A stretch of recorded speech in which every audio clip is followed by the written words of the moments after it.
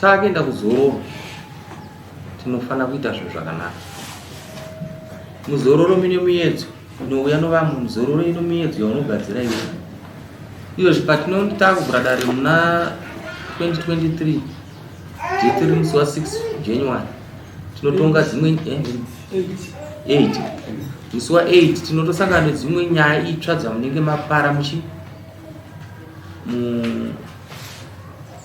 village kana kuti mamumwa wawa. Public shouting inenge iripo, kubatwa nevakadzi vanhu kunenge kuripo, kutukana kunenge kuripo kwakawandisa chaizvo zvakanyanya. Toti wawa watukana vanhu kwete, kuti muromo muridzi wavo ende hunhu muridzi wavo.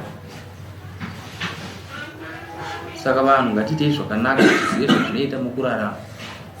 Saka ndokukumbirai ndichiti tiende kuita zororo rakanaka rakanyarara. Chibva ipapo tienda kumapuraimari, tienda kumavhoti January iyeyu kana iri February tongoita mavhoti zvakanaka zvino runyararo zvisina dambudziko. Musagadzira nemazita ekuti mudzana mazita.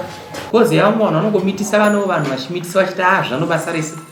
Dai angariwo kumwana anongoenzerwa achisiwa unonzwa wose. Kungoenzera vana vanhu unonzwa seimi.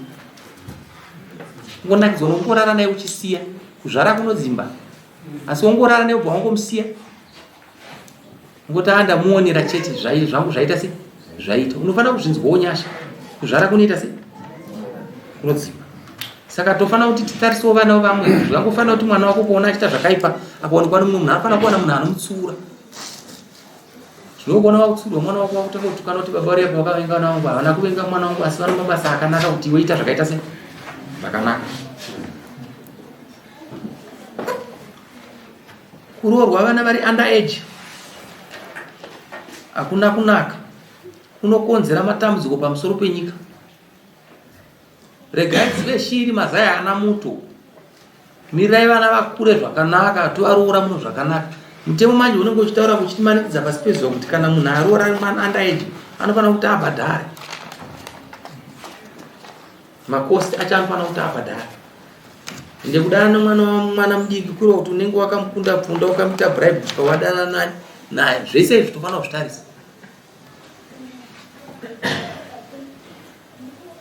Manzwa zvandikutaura? Manzwa era kuti tipe nyaya dzinoda kutaura na eChikoro Mudzinge Primary.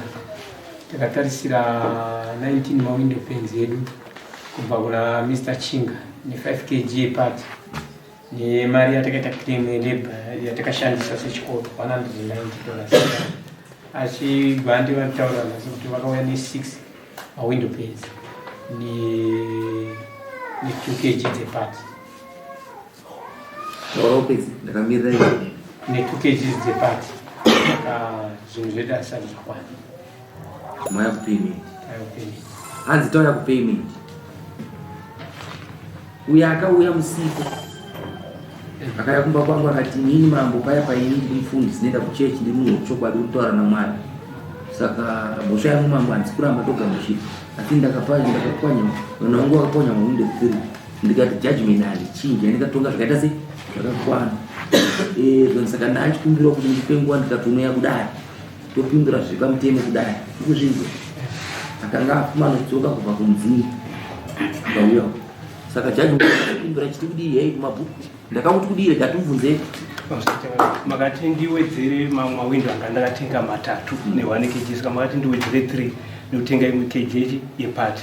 ndinoendesa kuchikoro makati ndishande nachigwandi ndinotosodzoka kunoko mozondiningirina pachichemo changu chandakakumbira kuzobhadhara mamwe acho kwete kuti ndakati paakabhadhara 6 mawindo zvakaita sei kwana ndakamuti kuti nditambire chemo chako imbotanga wabhadhara zvinoratidza kuti uri kunzwisisa sinzi wati uri munhu wamwari uri pasta uri mufundisi unotaura namwari nguva yese saka munhu wamwari ndewechokwadi saka nawo kana akauya ne6 mawindo penzi acho nochi ne2 kg part waya kujudgment yekuti tikupe kuti uri kunzana izvi zvinhu kai uri kunzana izvi zvinhu zvechikoro zvasara 18 minus 19 minus 6 ava asi 13 avakataura apo 13 tichitaura muno mawindow pens kunova akanganyora vari kuziva kuti achinga vakanzi 19 mawindow pens akabvunzwa kuti anoita mari vakatauriwa pana kuti ichi window pen inoita $2 vakanzi pati ikaite mari pati yakanzi $7 magume wachikuyo kwakabata